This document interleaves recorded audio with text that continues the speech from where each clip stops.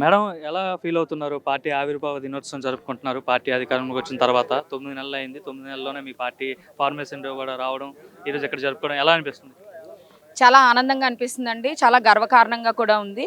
ఎందుకంటే మా అధినాయకుడు పవన్ కళ్యాణ్ గారి బాటలో మరి ఇప్పటిదాకా అందరం కూడా ప్రయాణం చేయడం జరిగింది. ఇక ముందు కూడా ప్రయాణం చేస్తాము. కాకపోతే ఈరోజు ఎందుకు ఇంత పండగ వాతావరణాన్ని మేము అందరం ఎంజాయ్ చేస్తున్నాము అంటే, ఇదే కాకినాడ వేదికగా ఆ రోజు ప్రెస్ మీట్ పెట్టి పవన్ కళ్యాణ్ గారు, అదే ద్వారంపూడి చంద్రశేఖర్ రెడ్డి, వంగా గీత గారు అధికార ప్రభుత్వం వచ్చిందనే మదంతో, అధికార మదంతో వాళ్ళు ఇష్టం వచ్చిన మాటలు మాట్లాడితే, దుర్భాషలు మాట్లాడితే, మా జన సైనికులు, నాయకులు, వీర మహిళలు అందరూ కూడా వచ్చి, మీరు పవన్ కళ్యాణ్ గారిని అలా దుర్భాషలు మాట్లాడడానికి వీల్లేదు, మీరు తప్పనిసరిగా అపాలజీ చెప్పండి అంటే మా మీద చేయి చేసుకున్నాడు.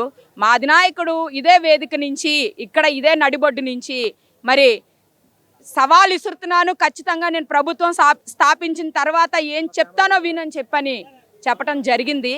కాబట్టి ఈరోజు మరి ఆయన ఏ మెసేజ్ రేపు అయితే ఇస్తారనేది అందరికీ కూడా హార్ట్ ఎలాగైతే లబ్డబ్ అని కొట్టుకుంటుందో ఖచ్చితంగా అలా ప్రతి ఒక్కరికి కూడా కొట్టుకుని మరి తప్పనిసరిగా వేచి చూస్తున్నారు. ఎప్పుడు తెల్లారుతుంది, ఎప్పుడు ఈ పౌర్ణమి చూడండి, ప్రకృతి కూడా చెప్తుంది పౌర్ణమి అంటే ఒక వెన్నెల, చంద్రుడు అంటే చాలా శాంతంగా ఉంటాడు.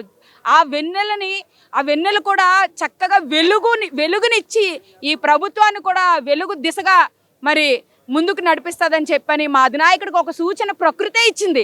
ఇకపోతే ఎన్ని ఎంత పవన్ కళ్యాణ్ అసెంబ్లీ గేటు కూడా తాకడం అనేసి అప్పుడున్న మంత్రి రోజా గారు మాట్లాడారు, ఎమ్మెల్యేలు మాట్లాడారు, మంత్రులు మాట్లాడారు. వాళ్ళందరికీ ఏం సమాధానం చెప్తారు? ఇప్పుడు మా 11 వసంతాలు పూర్తి అవుతున్నాయండి. 12వ వసంతంలో అడుగు పెడుతున్నాం. 11 మందే గెలిచారు వాళ్ళు వైసీపీ ఎమ్మెల్యేలు. ఆ 11 మందిలో ఈ 11 సంవత్సరాలు ఎన్ని ఇబ్బందులు పడ్డారో అన్ని వాళ్ళకి ఆ ప్రకృతే చూపించేస్తుంది. మేము కూడా అక్కర్లే, జన సైనికులు కావచ్చు ఎవరు. కాకపోతే ఏంటంటే మా నాయకుడు ఎవరి మీద కూడా ఏ కక్ష తీర్చుకోడు. పాలన బాగోపోతే దాన్ని ప్రశ్నిస్తాడు అంతే. అదొక్కటే చేస్తాడు తప్పించి ఇంకేమీ లేదు. చాలా మంది మంత్రులు పవన్ కళ్యాణ్ మీద చాలా మాటలు మాట్లాడారు కదా. అంటే తన సొంత సామాజిక వర్గం సంబంధించిన పేర్నాని, లేదంటే గుడివాడ అమర్నాథ్ కావచ్చు, అంబటి రాంబాబు కావచ్చు, వీళ్ళంతా చాలా విధాలుగా మాట్లాడారు. అవ్వచ్చు, సొంత సామాజిక వర్గం కోసం మాట్లాడారు. వాళ్ళందరూ కూడా ఈరోజు ఏ పరిస్థితిలో ఉన్నారో మీకు తెలుస్తుంది కదండి. వాళ్ళందరూ ఏ పరిస్థితిలో ఉన్నారు, ఎలా ఉన్నారు, ఏం చేస్తున్నారో ప్రతిదీ కూడా చూస్తున్నారు కదా. అంతే, దానికి సమాధానం కాలమే చెప్తుంది.